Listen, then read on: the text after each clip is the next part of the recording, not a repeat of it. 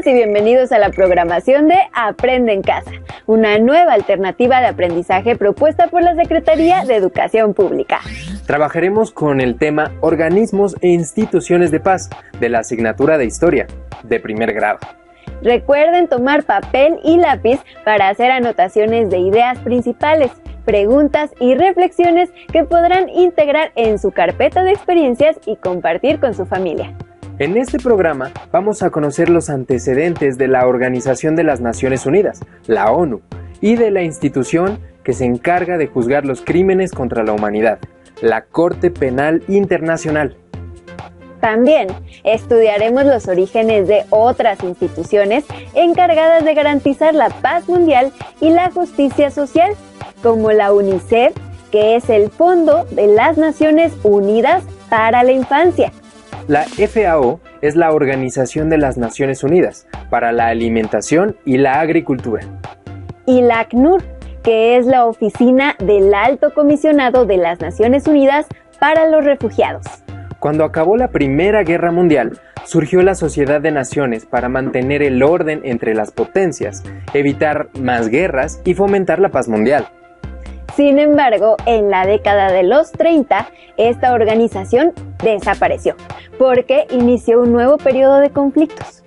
Al terminar la Segunda Guerra Mundial, diversas naciones se propusieron crear una organización que fuera capaz de llevar a cabo negociaciones diplomáticas para resolver distintos conflictos internacionales. Vamos a profundizar en este tema con el siguiente video. Al final, elaboren un cuadro sinóptico donde sinteticen y relacionen la información de las instituciones que les presentamos. Reflexionen sobre los principales problemas que enfrenta el mundo y las posibles acciones para solucionarlos. ¡Corre video! En este video revisaremos el tema Organismos de Paz, acciones humanitarias en el mundo, de la posguerra a la actualidad.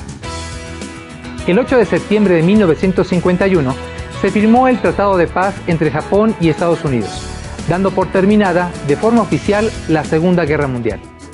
Sin embargo, esto no significó que terminaran los problemas y conflictos en el nuevo orden mundial. ¿Qué desafíos se enfrentaron las naciones ante las consecuencias que dejó tras de sí uno de los conflictos más críticos de la edad moderna? Los organismos creados por la ONU, ¿qué repercusiones históricas han tenido en la defensa de los derechos humanos, la justicia y la paz? Al concluir la Segunda Guerra Mundial, el mundo ya no volvió a ser el mismo. Los países vencedores jugaron un papel fundamental en la nueva configuración del mundo, ejerciendo su influencia y poder económico y político en los diferentes aspectos de la vida global. En cuanto que los países vencidos transitaron por un largo y difícil proceso de reconstrucción. Otros, en cambio, iniciaron su camino para exigir su autonomía e independencia. La guerra había dejado un clima de devastación y rencor. Bajo este panorama se gestaron distintas medidas que contribuyeron a la recuperación de los países más afectados por la guerra, así como iniciativas para proteger a los sectores que quedaron más vulnerables. Estas condiciones llevaron a crear organismos de carácter internacional que tuvieran facultades legales, diplomáticas y políticas para intervenir en aquellos casos que así lo requirieran, de tal forma que se facilitara la reconstrucción. Los Estados Unidos de América, uno de los países vencedores de la guerra, participaron de este proceso por medio del Plan Marshall, que consistía en un programa de apoyo económico para los países europeos, basado en un comercio libre y en un fuerte impulso a las industrias que aceleraran la modernización del continente. Sin embargo, esta intención no solo era solidaria, sino que pretendía contener el avance del comunismo en Europa, representado por la Unión Soviética, y consolidar la influencia de los Estados Unidos en el continente y en el mundo. Además del Plan Marshall, la recién creada Organización de las Naciones Unidas fundó organismos alternos que atendieran aquellas severas problemáticas que la guerra dejó como consecuencia.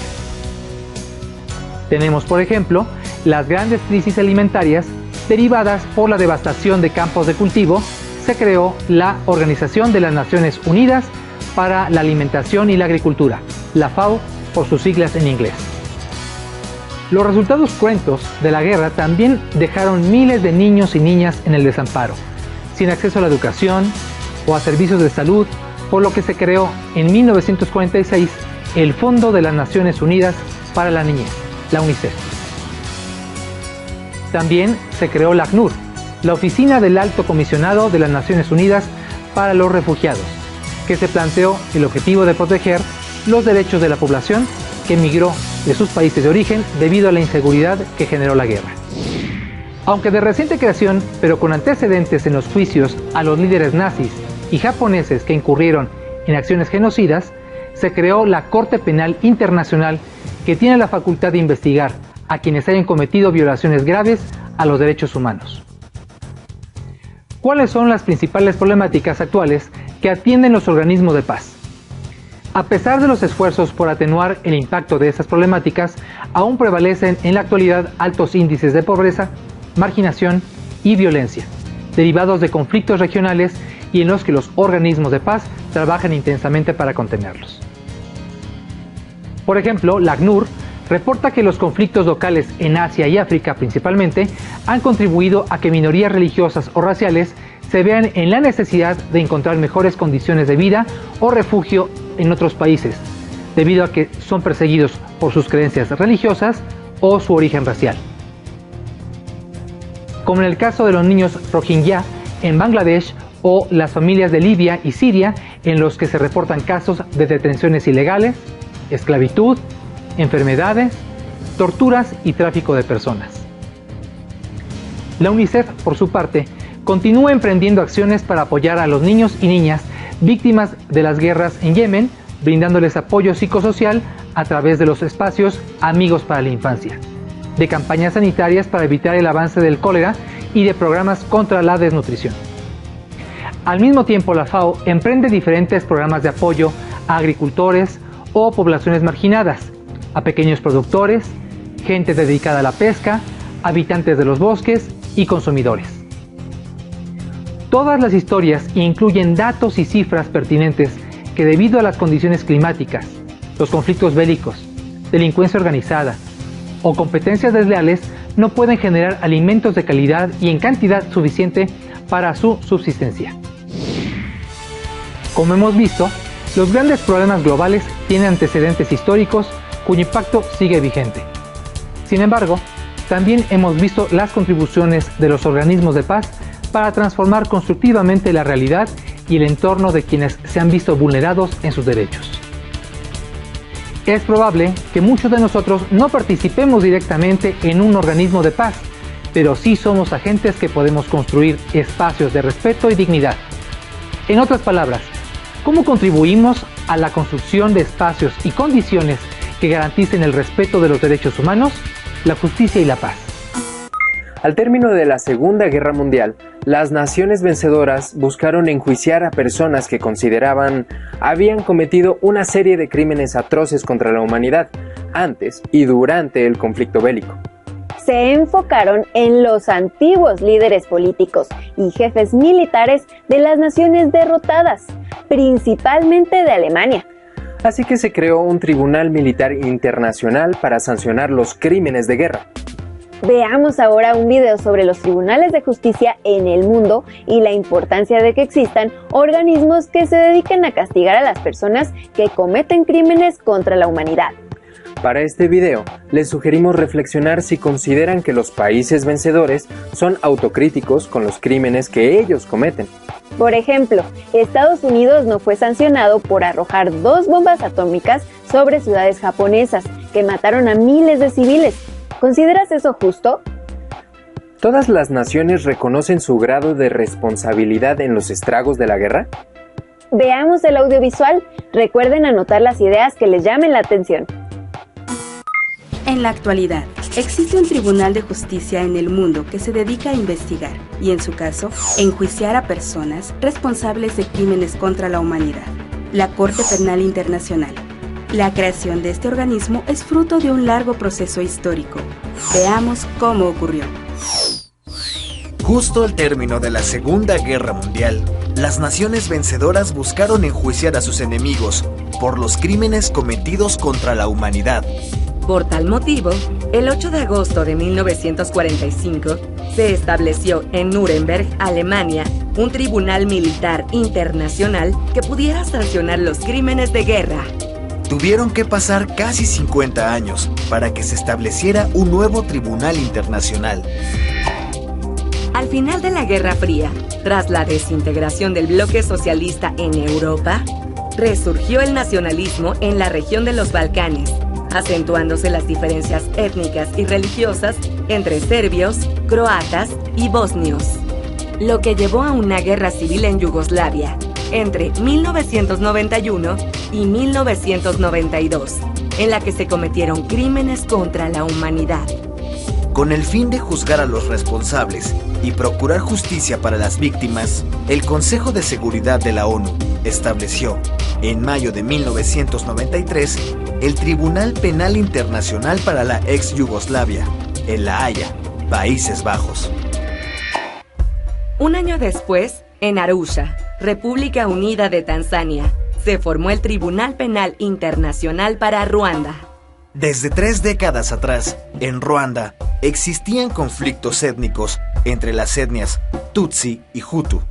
Durante siglos, los Tutsis habían gobernado el país por medio de una monarquía, hasta que, en 1961, fue derrocada.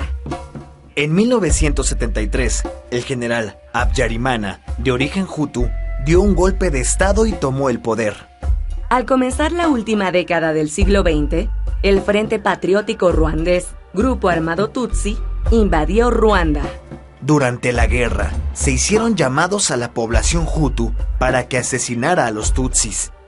Tras el asesinato del presidente Habyarimana en 1994, se desencadenaron 100 días de masacres de Hutus contra Tutsis en todo el país. El resultado, más de 800,000 muertos y miles de refugiados.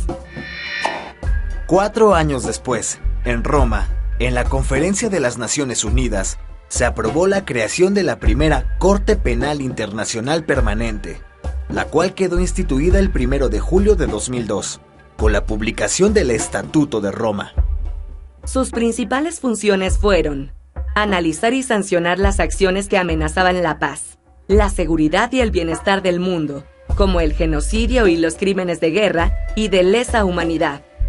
Los 2 primeros casos de la Corte Penal Internacional están relacionados con conflictos en África. El primero se relaciona con el conflicto de la República Democrática del Congo, en la provincia de Ituri, que inició en 1999 y ha causado más de 50,000 muertos. En esta guerra están involucradas naciones como Ruanda y Uganda, que pretenden controlar las minas de coltán, un mineral codiciado que se utiliza en la fabricación de teléfonos móviles. El líder de la Unión de Patriotas Congoleños, Tomás Lubanga, fue acusado por el reclutamiento forzado de menores de 15 años de edad, entre septiembre de 2001 y agosto de 2003, para combatir en la guerra. El 14 de marzo de 2012, la Corte Penal Internacional emitió su primer fallo. Lubanga fue sentenciado a 14 años de prisión. La principal aportación de este caso fue alertar sobre la existencia de niños soldado. En el segundo caso, el procesado fue Dominic Ongwen, excomandante del Ejército de Resistencia del Señor, en Uganda. Este grupo guerrillero, autodenominado cristiano, surge en 1987 con la finalidad de instaurar un Estado bíblico en medio de los conflictos internos de su nación. El ejército de Ongwen ha sido señalado por la muerte de más de 100,000 personas y el secuestro de 60,000 niños. La fiscalía acusó a Ongwen de 70 cargos de crímenes de guerra y de lesa humanidad, incluyendo el reclutamiento de niños soldado, asesinatos y esclavitud. El juicio comenzó el 6 de diciembre de 2016 y aún está en la etapa de presentación de pruebas. En conclusión, la creación de la Corte Penal Internacional es el resultado de un proceso histórico que busca justicia para crímenes graves contra la humanidad y de trascendencia internacional. Como vimos en el clip, hay múltiples problemas a nivel mundial y nos toca a todas y a todos involucrarnos y hacerles frente. La responsabilidad no recae únicamente en los organismos internacionales. Todas las personas debemos participar. Ya vimos lo que se ha hecho a nivel mundial, pero ¿qué hacer a nivel micro? Es decir, ¿cómo atender problemas similares en nuestra comunidad? Para que exista un ambiente solidario, hay que crear una cultura de paz y así podemos buscar el bien de todas y todos, pues somos iguales. Vamos al último video, que nos habla de la creación de una cultura de paz. Al finalizar, comenten con su familia qué cambios debemos hacer en nuestra forma de pensar a nivel local y mundial para fomentar una cultura de paz y respeto.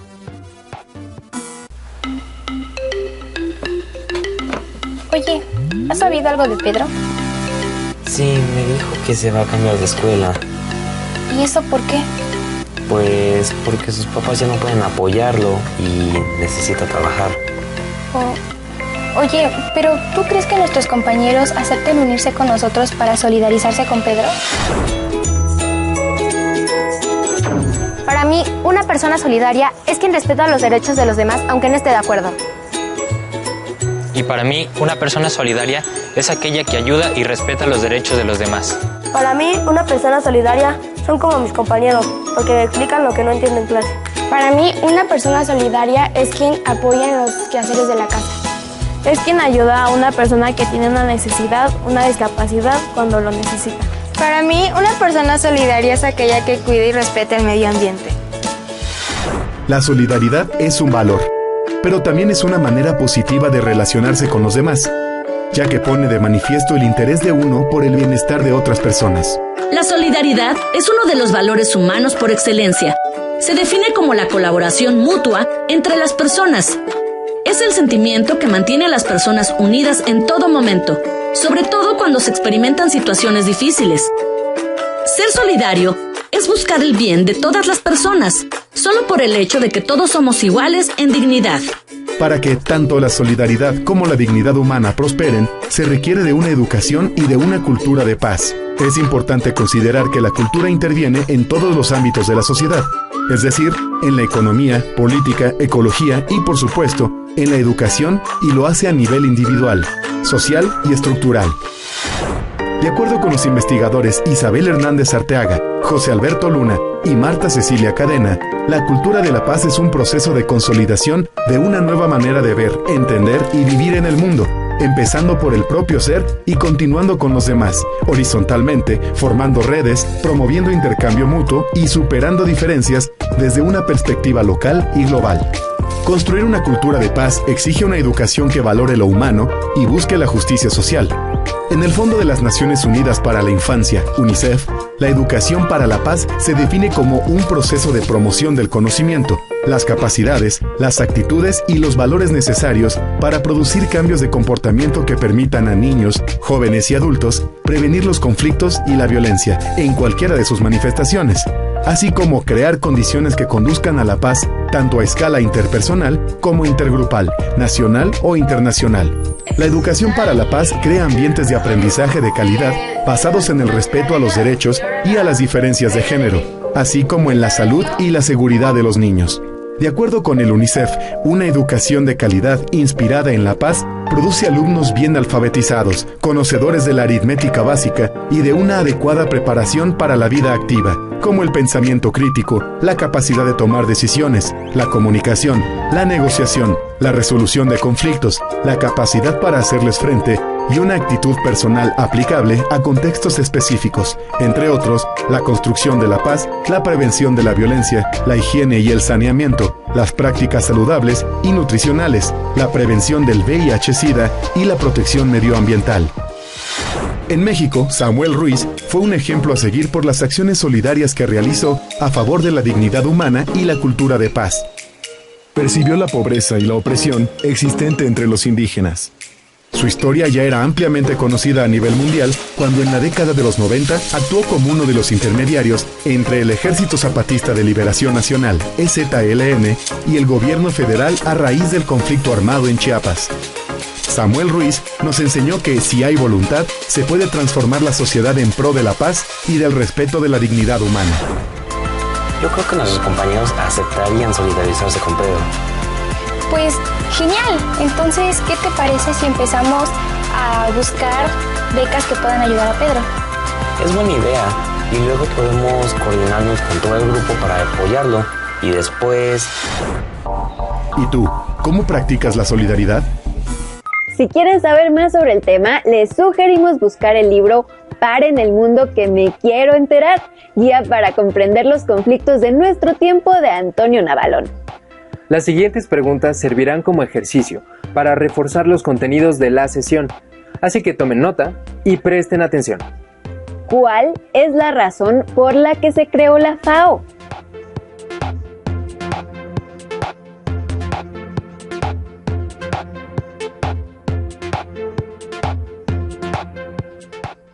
¿Qué objetivo tiene la creación de la UNICEF?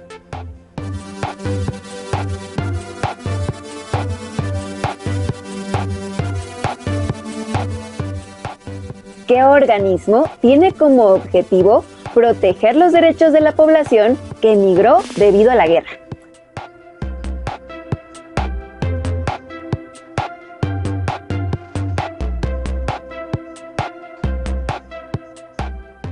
¿Qué facultades tiene la Corte Penal Internacional?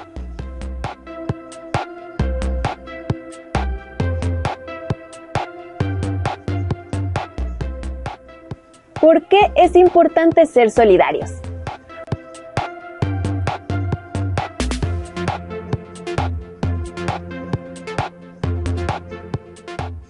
Anoten sus respuestas en una hoja y guárdenlas en su carpeta de experiencias, junto con el cuadro sinóptico, para que, en cuanto sea posible, entreguen a su docente.